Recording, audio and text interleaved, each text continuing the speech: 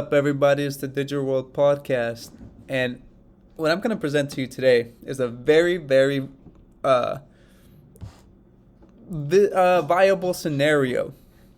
And if you hear my dog in the background, she's over there being crazy. Now, this is something that I foresee coming when, because the tyranny has already started, right? And people have gotten used to it. And now, as I present this information, I'll go ahead and tell you what I think is going to happen next. But first, let's look at this article. Half of Democrat voters want internment camps for those who have not received the medicine. It's shocking, right?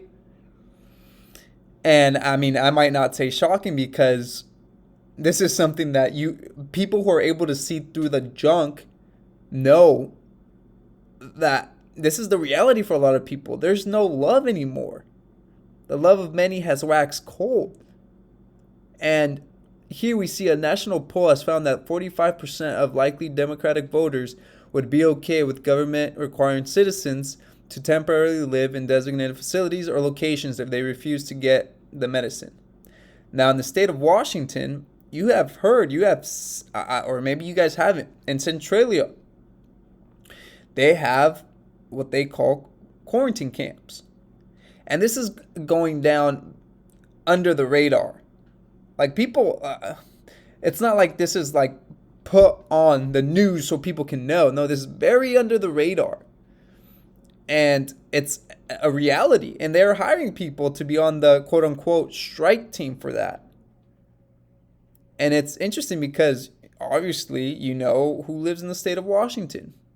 Bill Gates, right? And he's a promoter of everything that's happening. He's, taking charge on these medicines. And people pay attention to him as if he were a medical doctor. The majority, 59% of Democratic voters would favor a government policy requiring that citizens remain confined to their homes at all times except for emergencies if they refuse to get the medicine. Survey also found that 48% of Democratic voters think federal and state governments should be able to fine or imprison individuals who publicly question the efficacy of these medicines on any social platform. Given that the benchmark for questioning the efficacy of these medicines appears to now be saying anything other than what the government tells you, a lot of people would be facing criminal charges. So, you're starting to see how these numbers. Now, I don't know the extent of this poll, right? I don't know the population that was polled, okay? How many people were polled. That matters. So this could be a very biased questionnaire or poll. And this is a little scary. Let me give you some few more stats here. 59% of Democratic voters would favor government policy. Okay, I read that to you.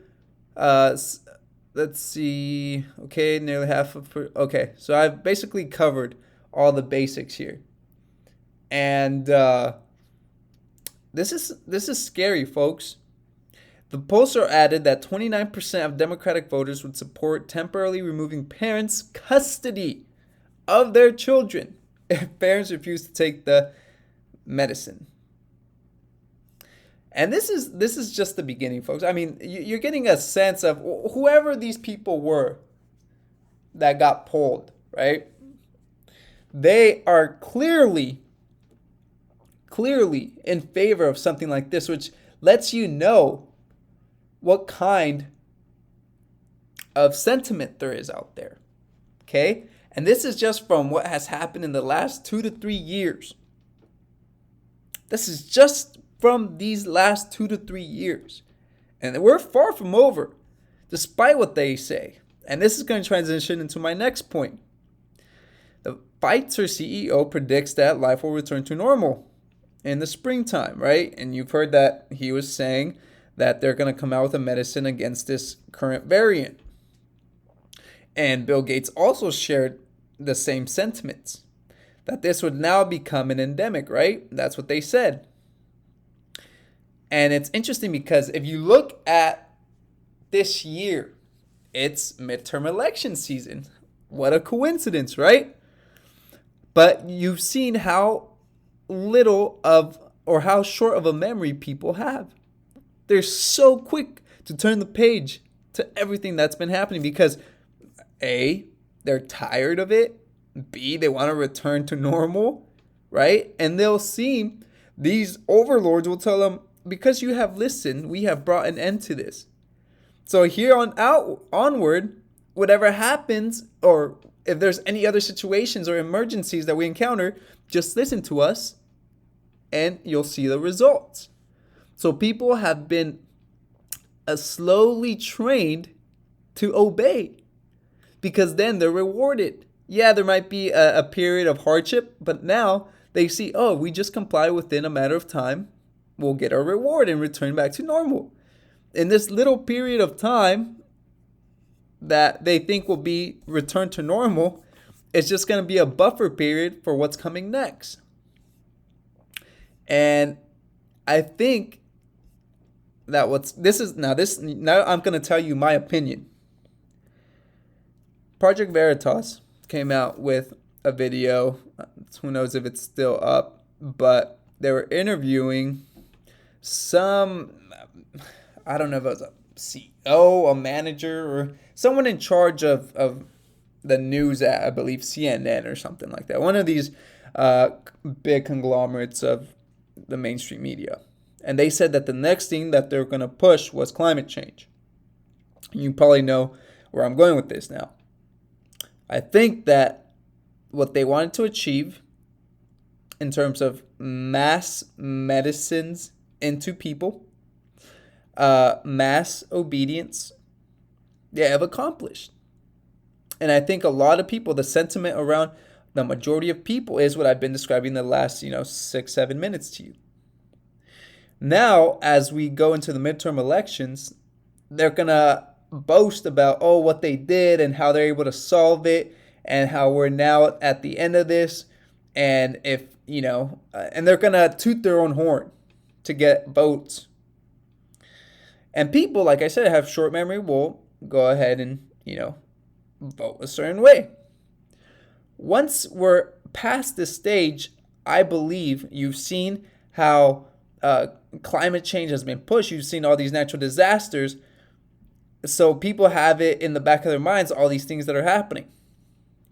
Now, once these elections have gone by and the votes go however they go, I think you'll see the next ramp up in the book. And that would be climate change. And this is where you're going to see the next phase of lockdowns, camps, internment camps, which will be a lot more drastic than what you've just seen these past 2 to 3 years. Because this is something that can really put an end or extinction to it can make the human race extinct. So you'll see the urgency in the voice of these leaders. And folks, that's why I believe this year is a pivotal year. Use this year as a preparation year because time is of the essence.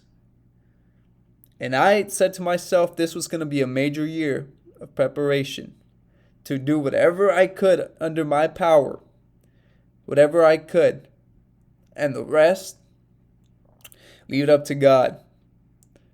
But you do what you can, what's in the best interest of your family and yourself, because it's going to get, unfortunately, it's going to get really bad.